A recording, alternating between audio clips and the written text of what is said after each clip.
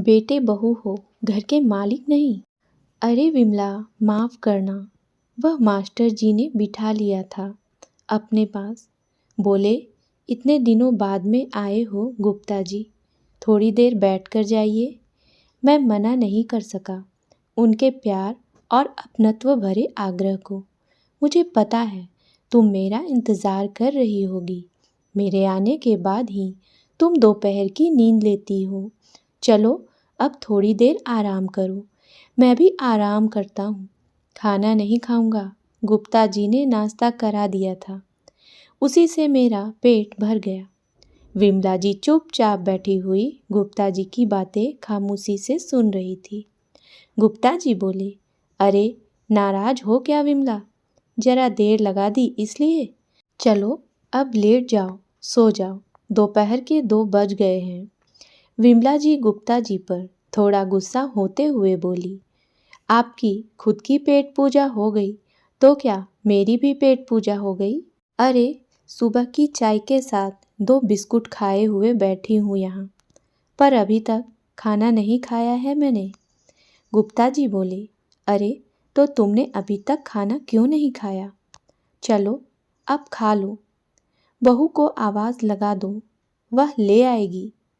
बहू होगी तब सुनेगी ना आपकी आवाज़, और खाना बना हुआ होगा तब खा पाऊंगी ना। अरे आपके जीते जी यह हाल है। कोमल अपनी किसी सहेली के साथ मार्केट गई और मुझे बोला, माँ मैं थोड़ी देर में आ जाऊंगी, पर अभी तक नहीं आई। मैं बना लेती अपने लिए कुछ, पर आपको पता है मुझे चक्कर आने की बीमारी है। मैं ज़्यादा देर खड़ी नहीं रह पाती। गुप्ता जी को बहू के इस गैर जिम्मेदारी पर थोड़ा गुस्सा आया। गुप्ता जी बोले, विमला मैं बना देता हूँ तुम्हारे लिए दलिया। मुझे पता है तुम्हारे घुटने भी तुम्हारा साथ नहीं देते और तुम्हें चक्कर आते हैं। तुम नहीं बना पाती कुछ भी। बहू को यह सब पता है। उसको तुम्हारे लिए खाना तो बनाकर जाना चाहिए था ना। पर आजकल देख रहा हूँ बहू बहुत लापरवाह होती जा रही है। खाना कभी टाइम पर नहीं बनाती। उसको पता है हम दोनों की दवाइयाँ चल रही है। खाना टाइम पर खाएंगे तभी तो दवाइयाँ टाइम पर ले पाएंगे। गुप्ता जी गुस्सा होते हुए बोले, पर तुम तो कुछ मत कहा करो। बस वह जैसा करे उसको करने देती हो।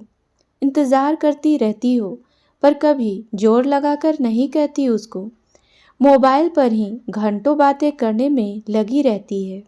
ऐसा नहीं है पहले खाना बना दो फिर बाकी के काम बाद में करो।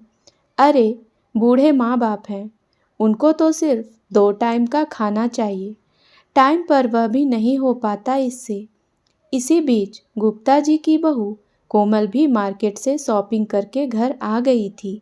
गुप्ता जी का सारा गुस्सा कोमल को देखकर ही फूट पड़ा। वह बोले, कोमल तुम इतनी लापरवाह कैसे हो सकती हो? तुम्हें पता है तुम्हारी सास को घुटने का कितना दर्द रहता है। वह खड़ी हो नहीं सकती। खाना टाइम पर नहीं मिले तो हमको चक्कर आने लगते हैं। अरे तुम्हें मार्केट जाने से हमने मना नहीं किया, पर कम से कम खाना तो बनाकर रख दिया करो। लापरवाही की भी हद होती है। कोमल को अपने ससुर जी का यह व्यवहार देखकर अपनी गलती नज़र नहीं आई, बल्कि उन पर ही चिल्लाने लगी। घर पर सिर्फ मेरा एक खाना बनाने का काम है क्या? अरे मेरे और भी बहुत सारे काम हैं। मैं वह नहीं करूँ क्या? क्या हो गया? अगर खाना कभी लेट मिल जाता है तो कोई आफत तो नहीं आ जाती ना? कोमल का यह जवाब सुनकर विमला जी और गुप्ता जी दोनों एक दूसरे को चकित होकर देखते रह गए। शाम को गुप्ता जी का बेटा जैसे ही घर आया, कोमल के गुस्से का बम अपने पति पर फूट पड़ा और वह अपने पति से बोलने लगी, आपके माँ बाप ने मुझको समझ क्या रखा है? खाना बनाने वाली बाई? अरे कभी कभी थोड़ा ऊपर नीचे क्या हो जाता है खाना बनाना। मुझको तो बातें सुनाने लगते हैं। मैं नहीं सुनूंगी उनकी बातें। मुझे नहीं रहना इनके साथ। अरे, सारे दिन सिर्फ खाना खाने के अलावा जैसे इन लोगों के पास और कोई काम ही नहीं है। सुनो मोहन, अब हम अलग रहेंगे। नहीं रहेंगे इनके पास। दोनों ने मेरी नाक में दम कर रखा है। हम अलग रहेंगे, शांति से। मोहन पहले से ऑफिस के किसी काम को लेकर चिढ़ा हुआ था। उसने कोमल से बोला, चुप करो कोमल। अरे, मम्मी पापा की दवाइयाँ चल रही है, इसलिए उनको खाना टाइम पर ही चाहिए होता है। तो तुम क्या उनके लिए टाइम पर खाना नहीं बना सकती क्या? अलग कहाँ रहोगी? बताओ तो जरा मुझे। पता है, मेरा बिजनेस सही नहीं चल रहा है अभी। अरे, माँ बाबूजी का सहारा है। उनका बनाया हुआ घर है, छत मिली हुई है हमको। इतना बड़ा सहारा दे रखा है उन्होंने हमें। फिर भी तुम्हें उनकी कोई कदर नहीं है। अरे, मेरी अभी इतनी हैसियत नहीं है कि मैं बाहर जाकर अपना अलग घर बसा सकूं। कोमल गुस्से में बुदबुदाते हुए बोली, मुझको कुछ नहीं सुनना। मैंने बोला, मुझे अलग रहना है तो अलग रहना है। नहीं रहना है तुम्हारे मम्मी पापा के पास मुझे। कोमल और मोहन की अलग रहने की बहस गुप्ता जी और विमला जी के कानों में पहुंच रही थी। गुप्ता जी के घर का वातावरण अशांत हो गया था। तभी मोहन गुस्से से बाहर आया और अपने पापा से बोला, पापा, आप मुझे मेरी संपत्ति का हिस्सा दे दो। मैं मेरे हिसाब से मेरी जिंदगी सेट कर लूँगा। तंग आ गया हूँ मैं रोज रोज इस तरह की बातों से। अरे, ऑफिस में वैसे ही काम को लेकर स्ट्रेस चलता है, इधर घर में आओ तो वही तमाशा। दिमाग खराब कर दिया है इस माहौल ने अब मेरा। गुप्ता जी भी गुस्से में आकर मोहन से बोले, कौन सी संपत्ति का हिस्सा बरखुरदार? अरे, तुमने कमाई थी क्या कभी कोई संपत्ति? तुम जो कमाते हो वह तुम्हारे ऊपर ही पूरे नहीं पड़ते, तो तुम हमें क्या दोगे? इस घर का एक एक कोना मेरी मेहनत की कमाई से सज रहा है। छत से लेकर आंगन तक सब में मेरी पसीने की कमाई लगी हुई है। जिंदगी की पूरी कमाई लगाई है मैंने मेरे इस मकान में और मेरी संपत्ति बनाने में।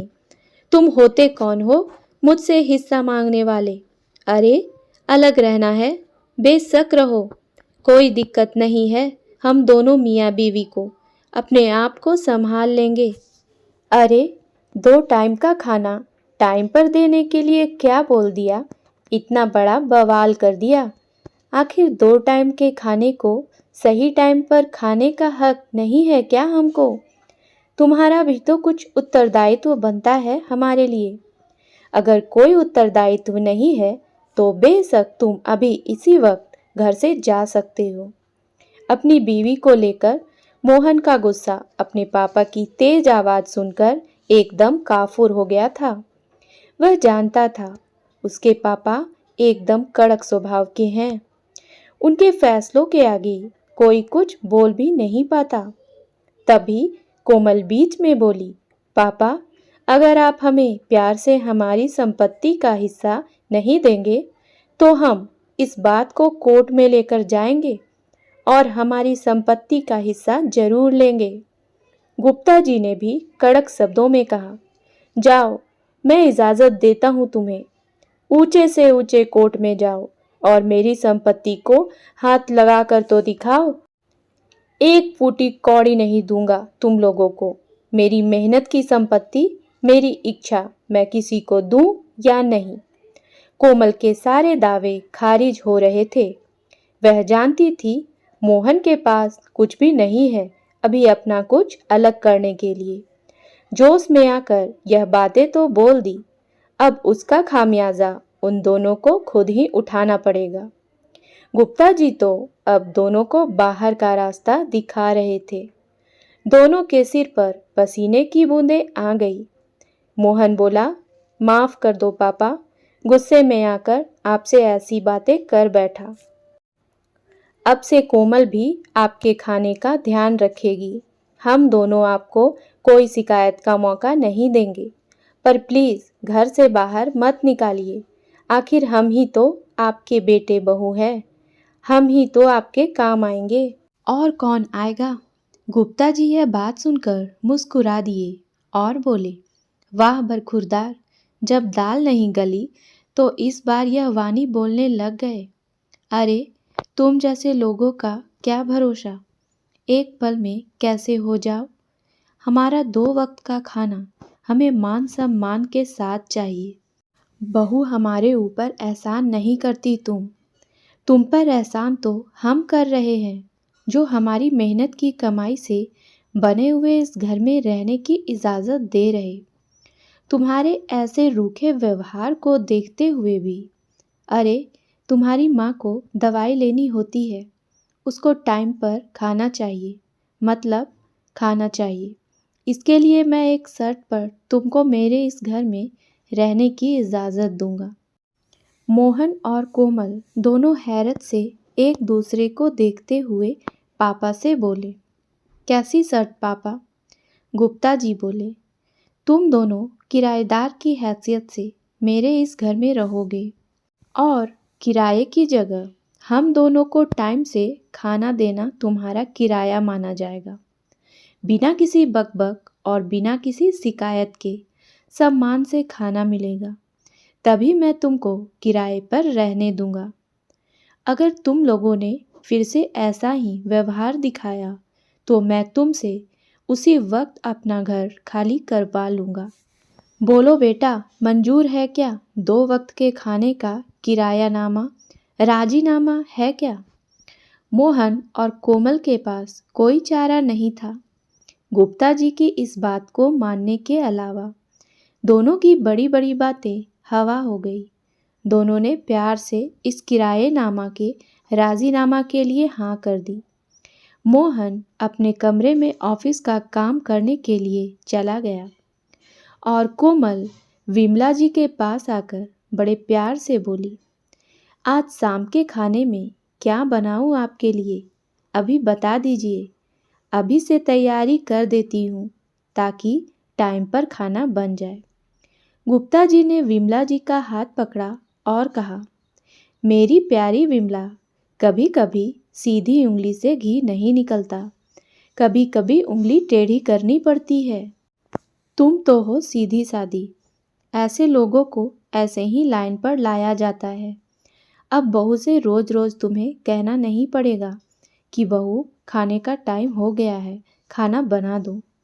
वह खुद तुम्हारे लिए बिना पूछे खाना लेकर आएगी, वह भी सही टाइम पर। विमला जी ने गुप्ता जी को शर्माते हुए कहा, मान गए मास्टर जी आपको।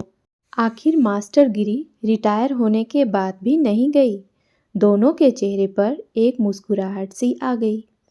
उम्मीद है दोस्तों कहानी पसंद आई होगी, तो मेरे वीडियो को लाइक करें और चैनल को सब्सक्राइब करना ना भूलें।